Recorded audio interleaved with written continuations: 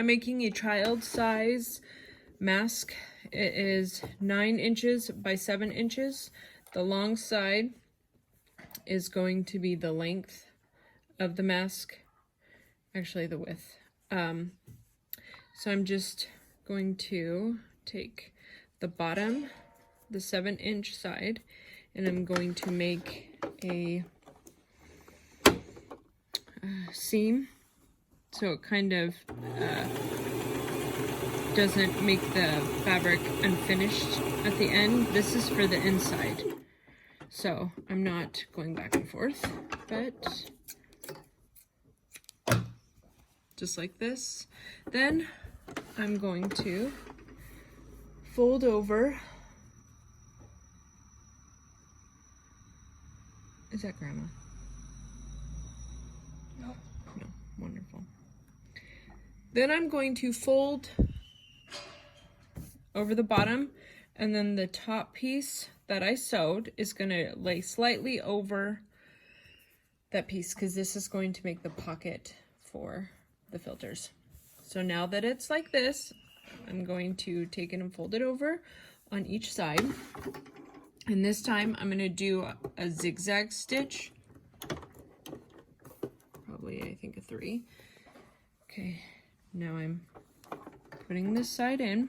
This is going to make my probably like a 1/2 inch seam on the side because my elastic is going to go through here. It's going to go through right here on both sides. So I'm going to make a little bit bigger, and I'm going to do a zigzag stitch because that's going to help really finish the fabric if you don't have a serger. I do have a serger, but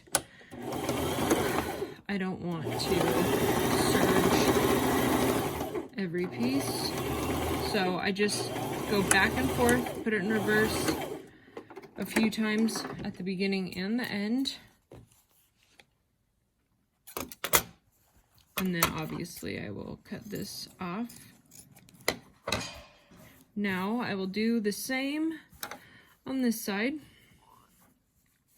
So I'm just going to fold it over again. And the great thing is it does not have to be perfect at all.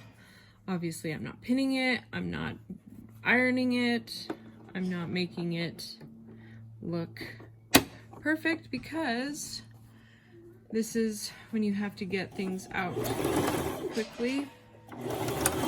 So I go back and forth, and then I'm just going to go all the way down,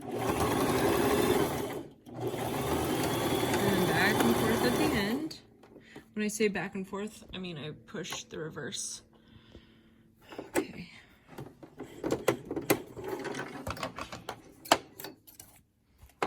So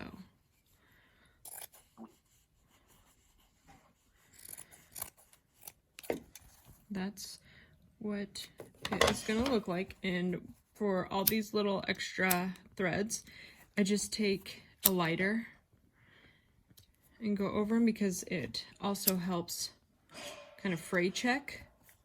So it turns into more like a hard substance, which you can just push down on the fabric, and it's kind of like a glue. So that's what it looks like. And then I get the elastic, which is 22 inches for the small. You can do a lot smaller, but I have, this is something, I don't know the name of it. It's a big needle. I just put it through, and this helps me go through the sides, which obviously sometimes does not come out perfect because of the overlap in the middle. So I just really have to play around with it till I see the yellow coming out.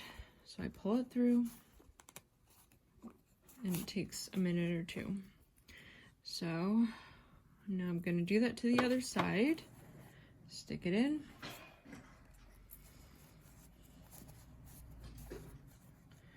I gotta kind of play around with it because it doesn't always just come out. It kind of gets stuck on the inside, which is not fun. And I think it's just going to continue to do that. I need to come on the other side. There we go. So I'm just pulling this through, and I'm going to tie it in a knot together like such. I'm going to grab both ends of the elastic. I'm going to just loop it,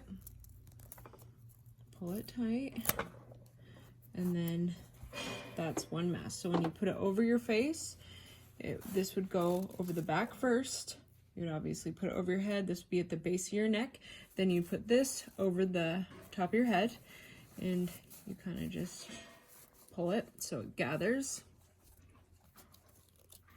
And the great thing is when you do it like this, you can change the size of the elastic. You just untie it and then fit it appropriately where it fits nicely on the head.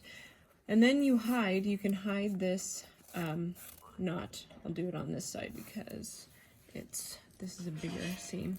So you'd put it in there, and then you have it hidden.